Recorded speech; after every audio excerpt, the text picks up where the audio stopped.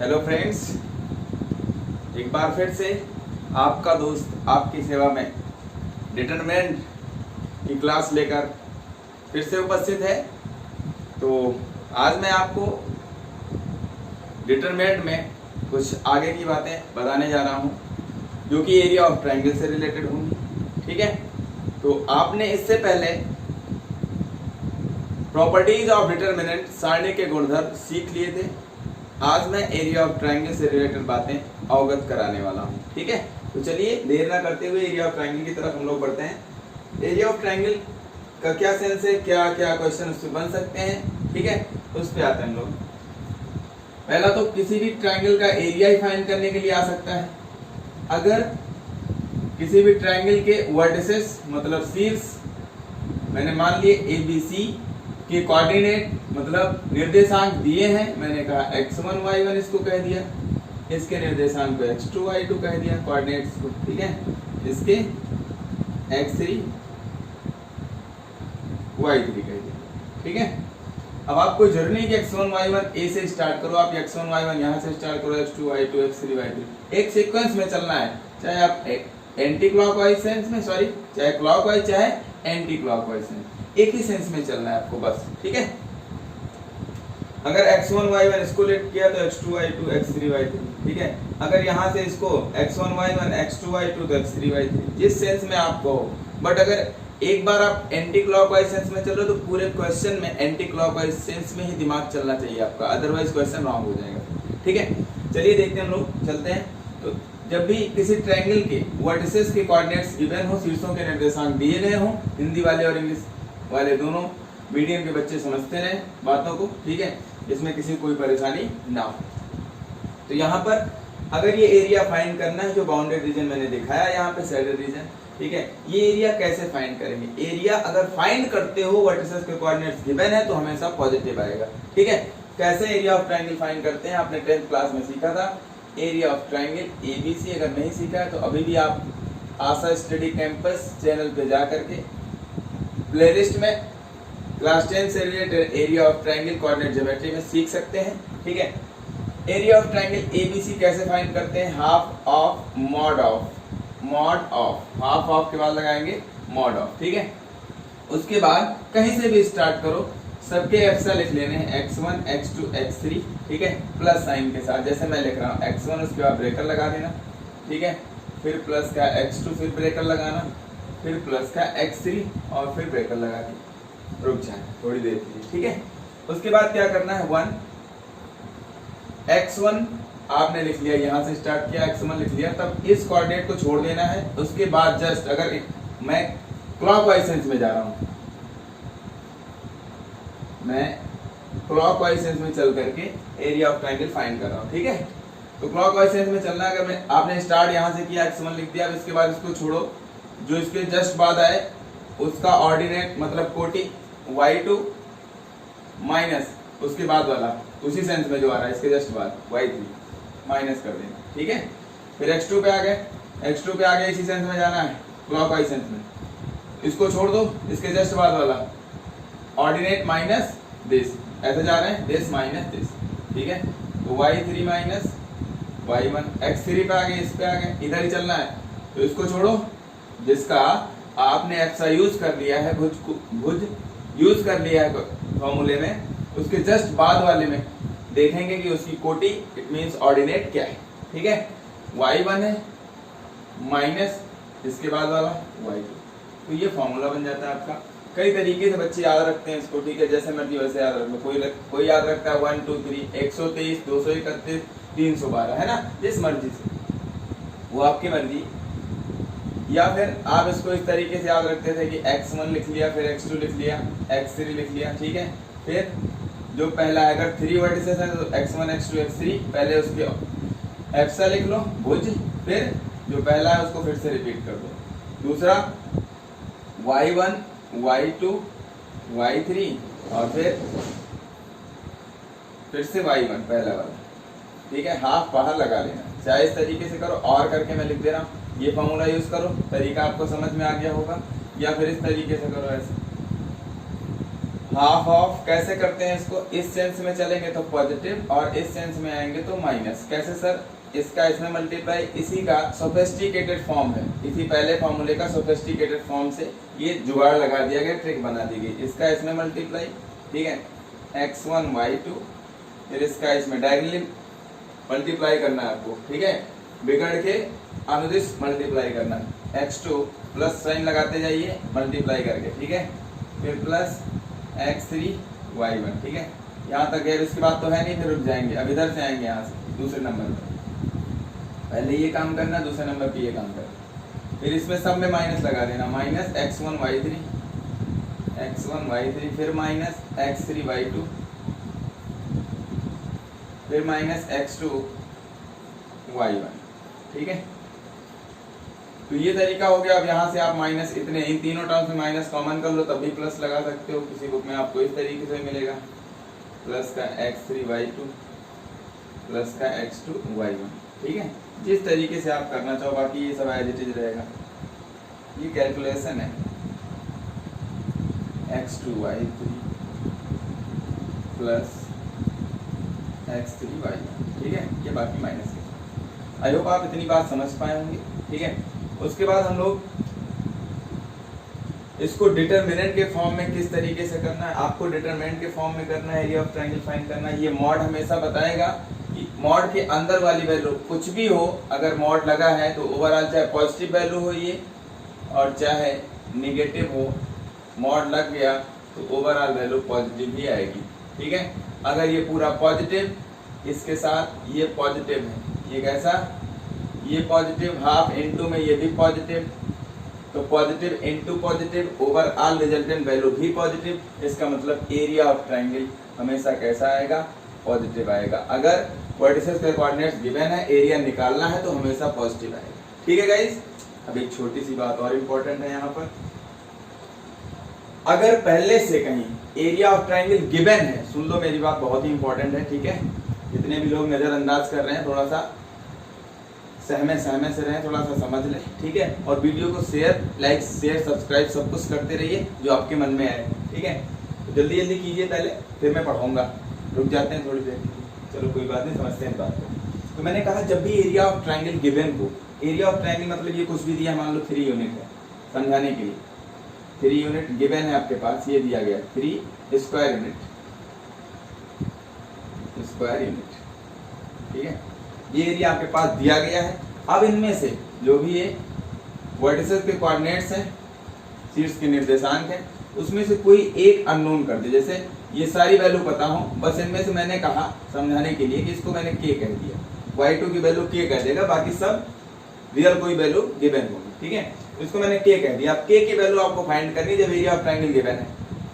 Area of triangle यहाँ पे plus का 3, ध्यान से देखना, मैं यहाँ पे सिखा रहा हूँ, ध्यान से। एरिया ऑफ ट्रायंगल कितना दिया, प्लस का 3 मैंने रख दिया, ठीक है। प्लस का 3 is equal to half of, यहाँ से मॉड के अंदर वाला नंबर कुछ भी हो, मुझे नहीं पता, ये सारी वैल्यू पता होंगी, बट यहाँ पे y2 यहाँ पे आएगा, ठीक है। y2 के प्लेस पे आपको k रखना पड़ेगा। इसका मतलब एक ही अननोन होगा, एक ही इक्वेशन बनेगी, तो उस अननोन की वैल्यू आप फाइंड कर पाएंगे, बट उस अननोन की 2 वैल्यूज पॉसिबल होंगी, ठीक है गाइस। कैसे, देखिए यहाँ से ये मॉड लगा है, मॉड के अंदर कुछ भी, इस पूरी वैल्यू को मैंने x कह दिया, जो भी लिखा हुआ है इसको मैंने कह दिया x, तो यहाँ पे पास लगा देते हैं थोड़ा सा मॉड, ठीक है, half of mod of x। x क्या है, ये अंदर वाला नंबर, ये इसको मैंने x कहा, ये सब ओवरऑल जो कुछ भी, ठीक है। तो मॉड के अंदर वाले नंबर को x कह दिया। अब यहाँ से आप थोड़ा सा दिमाग लगाइए, जब इसको सिंप्लीफाई करेंगे, जाए, ठीक है, जाए 3 2 जा 6, 1 का इसमें मल्टीप्लाई तो मॉड x, ये पॉजिटिव वैल्यू है कि नहीं, यानी यहाँ से आपको दिख रहा है कि मॉड x की वैल्यू प्लस का 6 है। अब कोई बंदा बोलेगा सर x की वैल्यू क्या होगी, आप लोग जानते होंगे, या तो प्लस 6 होगी या फिर x की वैल्यू होगी माइनस का 6। सर ऐसा क्यों, ये कॉन्सेप्ट है। कैसे, आप x की वैल्यू प्लस 6 रखो, मॉड के अंदर वाला नंबर चाहे प्लस 6 हो चाहे माइनस 6 हो, दोनों ही केस में मॉड x की वैल्यू क्या आएगी, प्लस 6 आएगी। मतलब x की वैल्यू प्लस 6 भी होगी और माइनस 6 भी होगी, ये दोनों वैल्यू इसको सेटिस्फाई कर रही है, वही तो वैल्यू होती है उस वेरिएबल की जो उस इक्वेशन को सेटिस्फाई कर जाए, किसी भी गिवन इक्वेशन के लिए। तो यहाँ पे x की वैल्यू +6 रखो, 6 रखेंगे तब भी ओवरऑल प्लस ना सेटिस्फाई करेगा। -6 रखे, मैंने कहा मॉड के अंदर मॉड की वैल्यू हमेशा पॉजिटिव आती है, चाहे -6 रखो चाहे +6। तो x की वैल्यू क्या क्या पॉसिबल, +6 -6, बट मॉड x की वैल्यू हमेशा +6 आएगी इन दोनों के लिए, इसलिए ये वैल्यू हो जाएंगी। तो यहाँ से देखिए ध्यान से, जब इसको आप सिंप्लीफाई करते हो तो यहाँ पर एक बार जो मॉड के अंदर वाला नंबर था उसको आपने एक बार प्लस साइन के साथ सॉल्व किया, ये प्लस के साथ, एक बार यही जो 6 है ये प्लस साइन के साथ सॉल्व होगा, एक बार माइनस के साथ। तो यहाँ से x मतलब जो अंदर वाला नंबर है मॉड के, इसके लिए दो इक्वेशन बनेगी, वहां से जो अननोन होगा k, ये k, ठीक है, y2 जो मैंने कहा इसको लेट कर लेना, k ये पता नहीं है, इसकी कितनी वैल्यू आएगी, एक बार यहाँ से एक वैल्यू आएगी, एक बार यहाँ से वैल्यू आएगी, इसलिए k की कितनी वैल्यू आएगी, 2 वैल्यू आएगी। आई होप आप समझ पा रहे होंगे, ठीक है गाइस, ऑफ स्मॉल साइज, छोटे छोटे कद वाले। तो यहाँ से आप समझ पाए कि k की वैल्यू एक बार यहाँ से कुछ भी मिलेगी, ठीक है, ये पहली वैल्यू होगी फर्स्ट वैल्यू, और एक बार यहाँ से k की वैल्यू मिलने वाली है आपको, ठीक है, k की दूसरी वैल्यू होगी सेकंड वैल्यू। आई होप आप समझ पा रहे होंगे, अभी क्वेश्चन में करूंगा, ठीक है। तो चलिए अब इस फॉर्मूले को डिटरमिनेंट के फॉर्म में मैं आपको समझा देता हूं, जिससे आप अच्छे से समझ पाए इस चीज को, ठीक है। चलिए देखते हैं। तो जब भी एरिया ऑफ ट्राइंगल गिवन होगा तो वहां पे एक बार उसी एरिया ऑफ ट्राइंगल को प्लस साइन के साथ, एक बार माइनस साइन के साथ, इसलिए कहा जाता है कि प्लस साइन के साथ सॉल्व करें एक बार माइनस साइन के साथ। तो ध्यान से देखिए यहाँ पर ये सारी चीजें आई होप आप नोट कर पाए होंगे पॉज करके, ठीक है। अब यहाँ पे जो भी है ये एरिया ऑफ ट्राइंगल ABC, इसको डिटरमिनेंट के फॉर्म में कैसे लिखते हैं, हाफ ऑफ मॉड ऑफ, पहले तो मॉड लगाएंगे फिर डिटरमिनेंट, मॉड के बाद ये डिटरमिनेंट का काम कर रहा है, ये मॉड है, ये वाला मॉड, ठीक है। x1 x2 x3 सारे x को एक कॉलम में, दूसरे को y1 y2 y3 ऑर्डिनेट को दूसरे कॉलम में, और 1 1 1 लिख देते हैं बस, ठीक है गाइस। तो आई होप आप समझ पा रहे होंगे, ये डिटरमिनेंट है, डिटरमिनेंट सारी, ठीक है, और ये इस पे मॉड लगा हुआ है, क्योंकि अगर एरिया ऑफ ट्रायंगल निकालना है, वर्टिसेस के कोऑर्डिनेट्स गिवन है, तो मॉड लग गया, मतलब इसकी कुछ भी वैल्यू है, इसकी कुछ भी value positive negative overall positive, ये भी positive, positive into positive, positive ही वैल्यू आएगी, ठीक है। इसलिए एरिया ऑफ ट्रायंगल जब कोऑर्डिनेट्स गिवन होंगे तो पॉजिटिव आएगी, अगर ये गिवन है तो एक बार इसी को प्लस साइन के साथ, अंदर वाले नंबर को प्लस साइन के साथ, एक बार माइनस साइन के साथ, मतलब एरिया ऑफ ट्रायंगल अगर +3 है तो एक बार +3 एक बार -3 लगा के सॉल्व कर लेंगे, जो भी अननोन होगा उसकी 2 वैल्यू पॉसिबल होगी, ठीक है, ये मैंने भी बताया। तो यहाँ से इस तरीके से रखना, ठीक है, पहले कॉलम में x1 x2 x3, चाहे जहाँ से स्टार्ट करो, देश देश देश, पहले कॉलम में अगर यहाँ से स्टार्ट किया तो यहीं से दूसरे कॉलम में देश देश देश, दूसरा दूसरा दूसरा, ठीक है, फिर 1 1 1, और इसको सिंप्लीफाई करेंगे तो यही आएगा, ठीक है। इसकी वैल्यू अगर फाइंड करना चाहेंगे तो यही आएगा। कैसे आएगा सर, आप सॉल्व करके देख लीजिए, C1 के अलांग इसको एक्सपेंड कर दीजिए, ठीक है। C1 के अंदर प्रसरण करने पर हिंदी वाले भाई साहब भी समझ लें क्या होगा, area of triangle is equal to half of, ठीक है, x1 के अलावा मॉड लगा दीजिए, x1 लिखेंगे आप, फर्स्ट रो फर्स्ट कॉलम जाएगी, जहाँ इसका इसमें मल्टीप्लाई इसका इसमें मल्टीप्लाई, y2 1 जा y2 माइनस y3, ठीक है। फिर इसका साइन लिखेंगे प्लस, ये प्लस हो गया, ये माइनस, यहाँ पे प्लस साइन, यहाँ पे माइनस लगाएंगे, ठीक है। x2 जाए सेकेंड रो फर्स्ट कॉलम जाएगा, y1 का y1 1 से मल्टीप्लाई तो y1 ही रह जाएगा, y3 1 जा y3, फिर ये प्लस का हो जाएगा x3, जाए ये दोनों बचेंगे चारों, ठीक है, y1 जा y1 माइनस y2, ठीक है, मॉड लगा देना, ये मॉड है, ठीक है गाइस। अब देखिए ध्यान से यहाँ पर हाफ ऑफ, यहाँ पे सर जी मैच कराइए, ये पहले टर्म्स के इक्वल, सर जी यहाँ माइनस आपने लगाया, यहाँ पे प्लस है, गलत पढ़ाया आपने, नहीं गलत नहीं है, देखिए ध्यान से ये y3 y1 के साइन चेंज है यहाँ पे, अगर आप माइनस कॉमन करेंगे यहाँ से, ध्यान से देखिए, इसे माइनस में कॉमन कर दे रहा हूँ, यहाँ से माइनस कॉमन करेंगे बाहर, तो माइनस कॉमन करिए, माइनस कॉमन करने मतलब -1, x2 लिख दिया। अब ये प्लस का हो गया, ये माइनस का, तो प्लस वाला पहले लिख देते हैं, माइनस वाला बाद में, अच्छा लगे बस, ये माइनस माइनस प्लस हो गया। आई होप आप समझ पाए होंगे अब ये प्लस क्यों लिखा हुआ है यहाँ पे, ठीक है। तो ये लिख सकते हो, चाहे ये लिख दो, बात एक ही, और ये इसके इक्वल है, इसका मतलब जो आपने फॉर्मूला पढ़ा है ये और ये करेक्ट है, ठीक है गाइस। तो आई होप आप समझ पाए होंगे, कि एरिया ऑफ ट्राइंगल कैसे फाइंड करना है। दो चीजें मैंने बता दी अच्छे से। अब इसके एप्लीकेशन को समझ लेते हैं, ठीक है। एप्लीकेशन क्या है गाइस, कि अगर मैं समझाने की कोशिश कर रहा हूं यहाँ पर, आप समझ नहीं पाएंगे, ठीक है। अगर एरिया ऑफ ट्राइंगल 0 हो जाए, इफ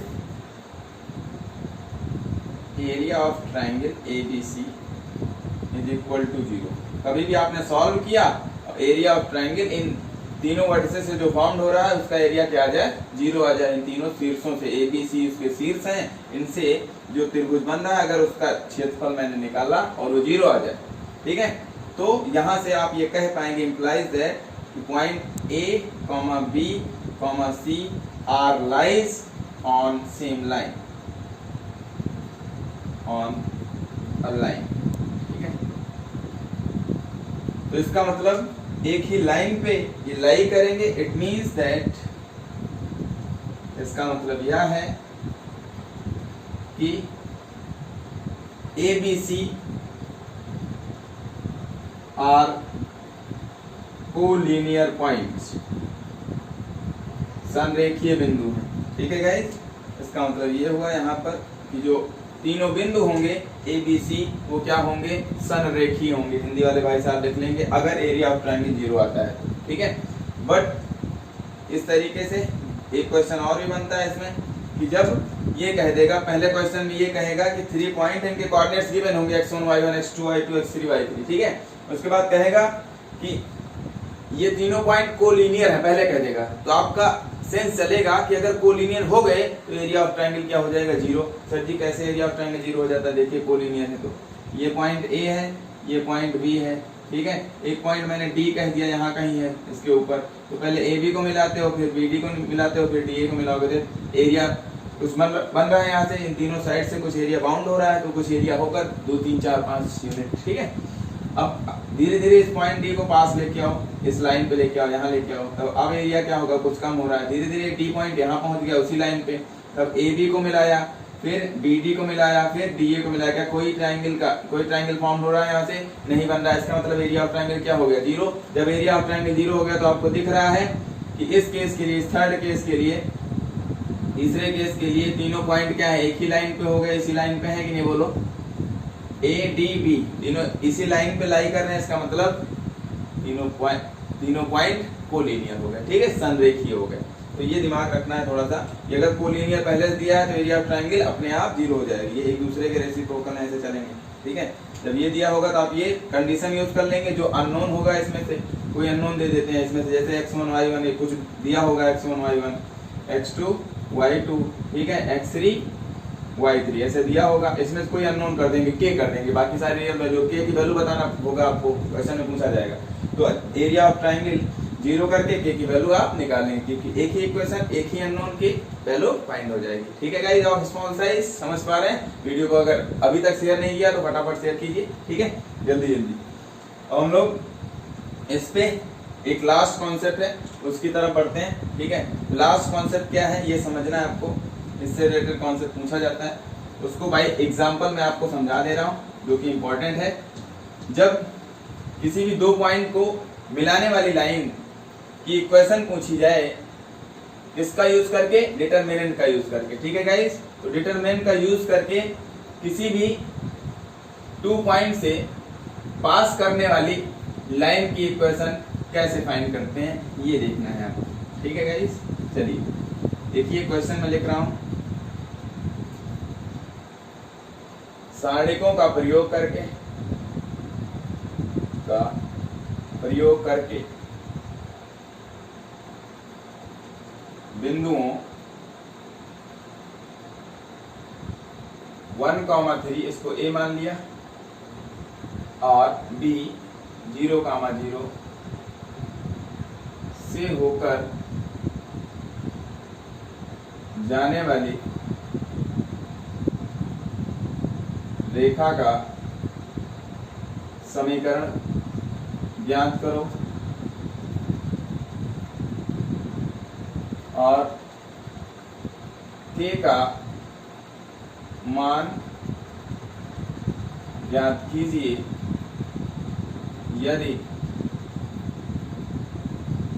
बिंदु D, point D having coordinates k, 0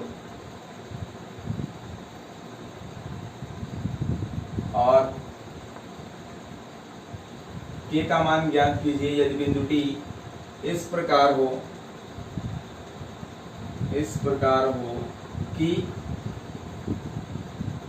area of triangle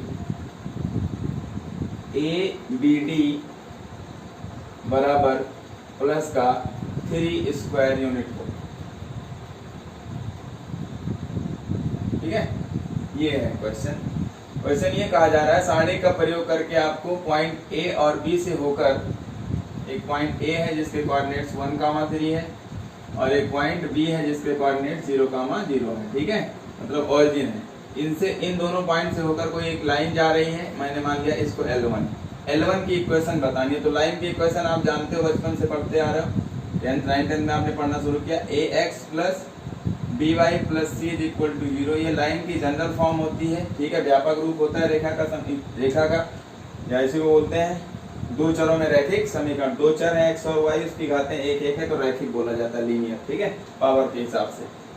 तो ये जनरल इक्वेशन होती है, x वाला टर्म्स पहले, फिर y वाला, फिर कांस्टेंट टर्म। ठीक है गाइस, इसमें x y नहीं है, उसको कांस्टेंट टर्म बोल देते हैं। तो यहाँ पे कहा जा रहा है मतलब x y तो कहीं दिख ही नहीं रहा इक्वेशन के लिए, तो मैंने मान लिया कि एक पॉइंट इस पे C है जिसके कोऑर्डिनेट्स x, y है, मान लेना ये आपको, लेट।